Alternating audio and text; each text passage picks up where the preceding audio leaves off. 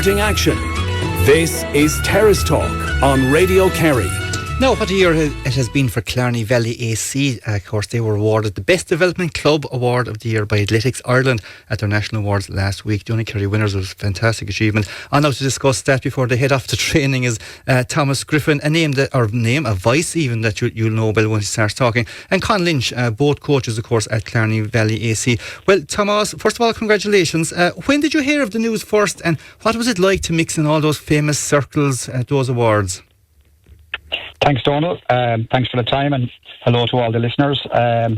We got the news last Friday, and the award ceremony was on Wednesday.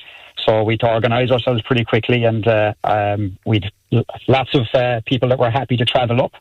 So it was fantastic to be there. There was nearly 400 people at it, and you had a lot of the superstars of Irish athletics, which is obviously after having a record year with Ciara McGeehan, Katrina McKiernan, legends of the past like Eamon Coughlin, and you had some people that are bringing real vibrancy to sport, like Israel Olatunde, Ireland's fastest man, just to name a few. So it was great to be in that company and to be acknowledged by those sorts of people.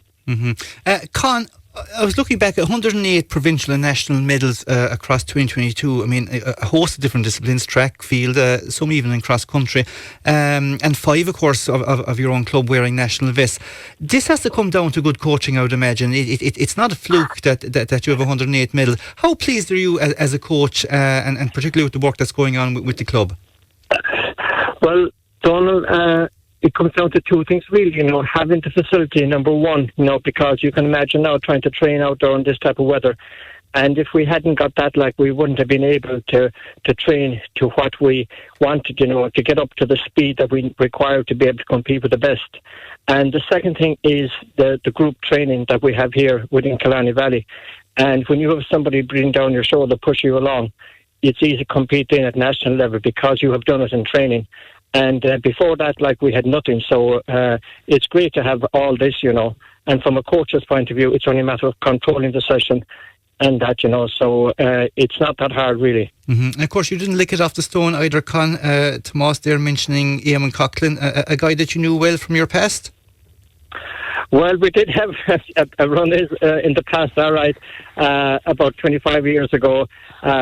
Eamon, I was competing against him in the national championships, but in a fundraiser down in the Garda College in Tippermore, I beat him in the sprint finish. But I suppose he was on the way down, and I was sort of in the middle of my career at that stage, And it was before Twitter. You couldn't put it up on Twitter and all that back in the day. You just have your memory of it. Come here, Tomas. In Killarney Valley, it's a growing club. It's not all about medals. I know we mentioned how many you won and all that, but what else are you doing kind of to positively promote the club and the structure of the club? Because I'd imagine at its beginning, it's the structure that is very important. Yeah, Donald, I suppose, I don't know, there's a saying that it takes a village to raise a child. So from an athletic standpoint or any sport point of view, you need a fantastic committee as your foundation. So we're lucky in Killarney Valley in that we got some fantastic people that take the pressure off us coaches, that we don't need to double up into a lot of jobs. So we have a super committee behind the scenes that free us up to be able to coach.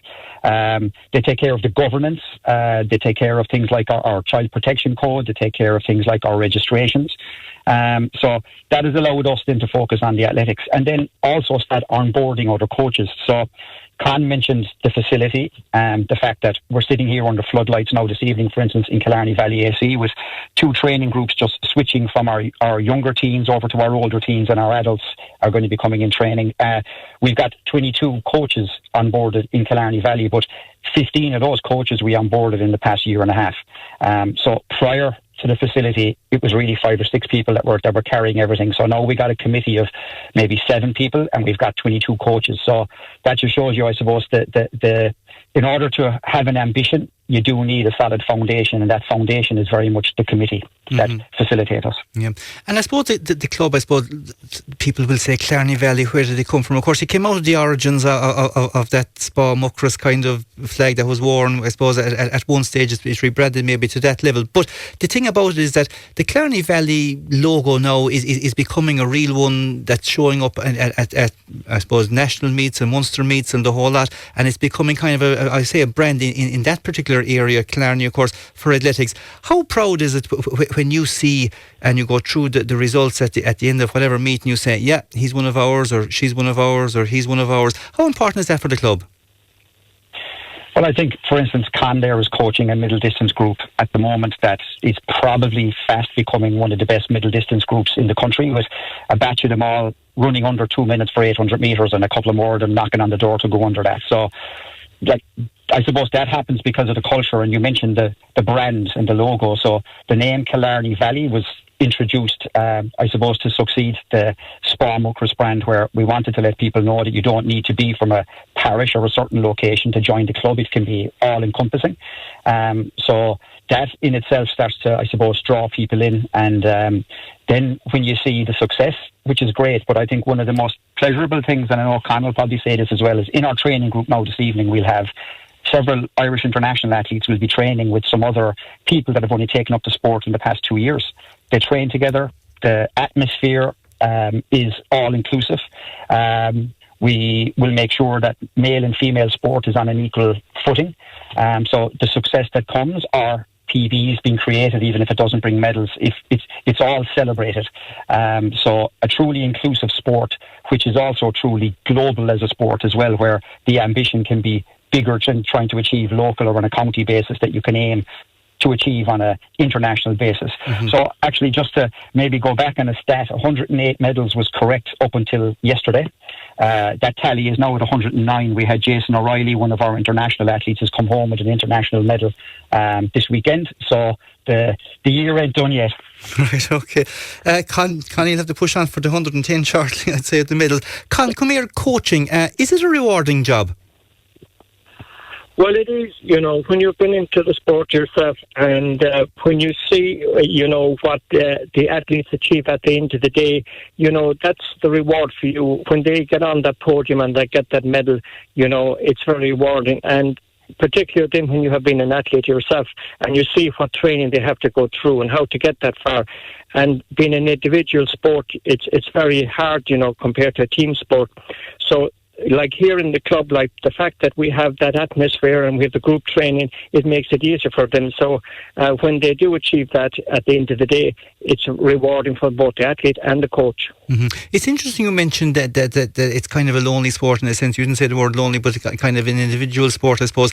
How difficult is it for individuals to compete at this level? Because you have the team aspect. When you have a bad result on the day, it can be kind of, I suppose, surrounded by a lot of teammates and the whole lot. But when you have a bad result or a bad day, and people do in the athletics world as well, they might come 8th instead of 1st, or they might come 15th instead of 10th, or whatever it is. How important is the coach's role then? It's very important because they need that support on the day, and both from the team and from both the club, when they come back and they haven't one of them bad, but you just have to say, we get back on the trail again and get back training, and your day will come yet. And from that point of view, it's very important because it can be a very individual sport, but you have to have that support from the coaches and the clubs, and that's what we're trying to create here within Killarney Valley. Mm-hmm. And Tomas, finally, before we hit 7 o'clock, the future for 2023, a lot of work, a lot of development, a lot of more athletes. What's the story? Yeah, I think just encouraging all the athletes to strive to have a personal best, and whatever that personal best is relevant to the individual. So that's very much in our ethos, that it isn't about medals, it isn't about international vests. All of that comes if you build a strong enough foundation and have a strong culture in your club. So the ambition is to maintain the culture. Absolutely. Well, look, maintain the culture and keep your fabulous club going, fabulous places. Hopefully you get 110 before the end of the year. No pressure on you there, Con being the coach. That was, of course, Con Lynch and Tomas Griffin joining us there from Killarney Valley AC. And both boys are going off training now at 7 o'clock because it just never stops. Now, a few comments.